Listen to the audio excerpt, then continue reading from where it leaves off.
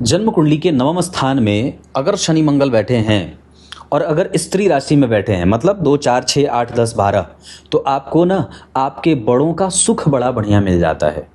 आपके पूर्वजों का आशीर्वाद बड़ा अच्छा मिल जाता है, उनकी संपत्ति भी आपको तत्काल मिल जाती है। लेकिन अगर ये विषम संख्या की राशि में बैठे हैं तो फिर आपको अपनी ही संपत्ति के लिए लड़ना पड़ता है। फिर आपके भाई और बहन ही आपके प्रबल शत्रु बन जाते हैं, फिर आपका पार्टनर ही आपका प्रबल शत्रु बन जाता है। मतलब विषम संख्या की राशि में बैठना उतना अच्छा नहीं है। वैसे भी सिद्धांत कारक लिखते हैं कि विषम संख्या की राशि में पापक ग्रह का बैठना उनके पापक ग्रहों को बढ़ा देता है, और सम संख्या की राशि में पापक ग्रहों का बैठना उनके प्रभावों को कमजोर करता है या मजबूती देता है, अच्छाई देता है, या उसको शुभ बना देता है। तो यहाँ पे अगर यही बात बने तो अगर शनि मंगल यहाँ बैठे हैं, विषम संख्या की राशि में बैठे हैं, तो आपको अपनी पैतृक संपत्ति से, आपको अपने पिता के साथ कम्युनिकेशन से, आपके जीवन के दुख और सुख से सावधानी से उसको निभाने की आवश्यकता है। वही बात यहाँ अष्टम भाव पे भी है।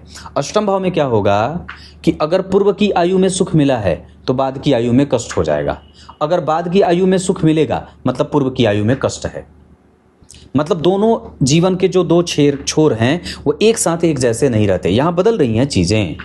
बाद में सुख तो पहले दुख, पहले दुख तो बाद में सुख, ऐसा ही होगा।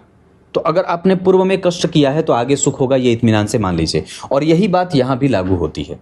यहाँ भी अगर नवम भाव में शनि मंगल बैठे हैं तो आपने अगर पूर्व में कष्ट भोगा है तो बाद में सुख भोगेंगे, ये पक्की बात है। लेकिन हाँ, अगर सम संख्या की राशि में बैठे हैं तो अब ये ज़्यादा और भी ज़्यादा मजबूती से अच्छा परिणाम देने वाले हो जाते हैं।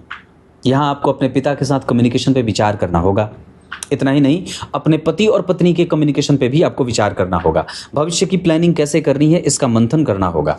अपने पूर्वजों का और पिता का आशीर्वाद किस तरीके से प्राप्त करना है इस पे भी विचार करना होगा।